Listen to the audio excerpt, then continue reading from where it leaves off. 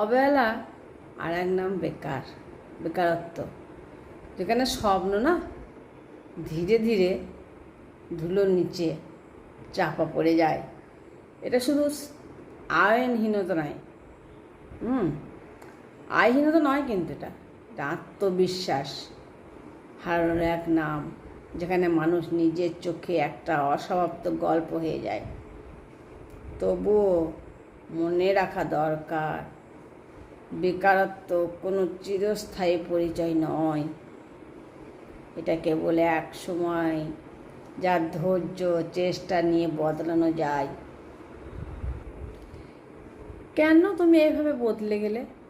কেন তুমি নিজেকে সরিয়ে নিলে? কেন তুমি আমাকে আমার এলোমেলো জীবনকে সাজিয়ে আবার অগোছালো করে দিলে, এলোমেলো করে দিলে? কেন তুমি আমাকে ভালোবেসেছিলে? কেন আমাকে ভালোবাসা শেখালে? কেন আমাকে ভালোবাসা শিখিয়েও ভালোবাসা বাঁচতে না দিয়ে নিজেকে আড়াল করে নিলে? কেন কেন তুমি আমার হাত ধরে নিলে, আমার বিশ্বাসের সুযোগ নিয়ে আমার অবুঝ মন নিয়ে ছলনা করলে? কেন আমার স্বপ্ন দেখা শেখালে?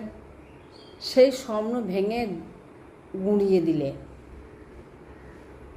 আজ আমার প্রশ্নের উত্তর আমি পাই না, যে কেন? সব অজানা আমার এই প্রশ্নের উত্তরে।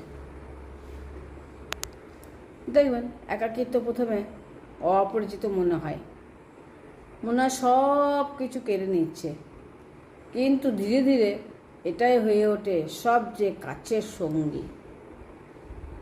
মানুষ চলে যায়, সম্পর্কও বদলে যায়। একাকিত্ব তখন পাশে থাকে, নীরবভাবে, কোনো দাবিও করে না, শুধু শিখিয়ে দেয় নিজের সাথে থাকতে। একে গ্রহণ করতে শিখলে না ভয়ও কম, কারণ তখন আর কাউকে ধরে থাকার প্রয়োজন থাকে না। একাকিত্ব কষ্ট দেয়, কিন্তু এটা শেখায় নিজেকে ছাড়া আর কাউকে পাশে থাকে না। সবসময় কেউ পাশে থাকে না, নিজের ছায় পাশে থাকে না, তা কে থাকবে পাশে? দেখুন যখন দরকার তখন নিজের ছায়াটাও পাশে থাকে না, থাকে না। আর কেউ পাশে থাকবে না, তো একাই শিখিয়ে দেয় একাকিত্বটা। কষ্ট দিলেও শিখে যেতে হয়।